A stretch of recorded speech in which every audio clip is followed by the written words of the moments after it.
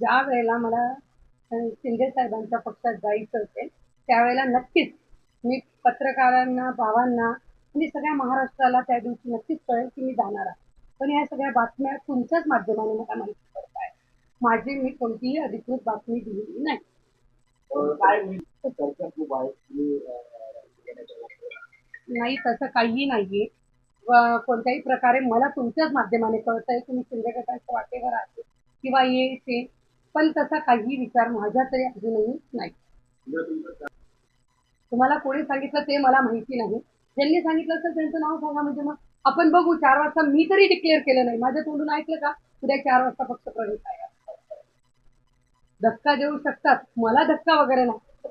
मी सामान्य कार्यकर्ते आहे आणि सामान्य कार्यकर्ते आज हजारो भावांचे, पदवीधरांचे, शिक्षकांचं नेतृत्व महाराष्ट्रात मी करत असते आणि महाराष्ट्रातल्या एक सामान्य शिक्षकाचा माझ्यावर विश्वास आहे. म्हणून धक्का तंत्र वगैरे आम्हाला कळत नाही. आम्हाला एवढं कळतं की आम्ही ज्या दिवशी आमच्या पदवीधरांचा, शिक्षकांचा विचार होईल त्या दिवशी तुम्हाला ती बातमी कळेल. प्रत्येकच जण ते सांगत आहे की साहेब भेटत नाहीत, हे नाहीत, ते नाहीत. आपण 19 तारखेचं भाषण पण बघितलं, पत्रकारांचंच भाषण होतं. त्यांनी सांगितलं की तुम्ही गावगाड्यांवर जा, गरजेचं आहे आदित्य भाऊ, असं त्यांनी सांगितलं. साहेबांनाही सांगितलं. साहेब त्याप्रमाणे बाहेरही निघालेले आहेत, शिर्डीत पण आलेले आहेत. पण माझं नाही आहे म्हणणं, पण प्रत्येक कार्यकर्त्याचं, सामान्य कार्यकर्त्याचं तेच म्हणणं आहे. मी उत्तर महाराष्ट्राची महिला संपर्क प्रमुख पण आहे. 5 जिल्हे माझ्याकडे आहेत शिवसेनेचे. मी शिवसेनेची उपनेत्या पण आहे.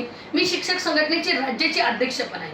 माझ्याकडे माझी शिक्षक संघटनेची राज्याची अध्यक्ष, मी शिक्षक सेनेची नाही, ती महाराष्ट्र टीचर्स असोसिएशन, आम्ही सगळ्या शिक्षकांनी, सामान्य कार्यकर्त्यांनी जमवलेली संघटना आहे. तिचे 35,000 पदाधिकारी पण आहेत.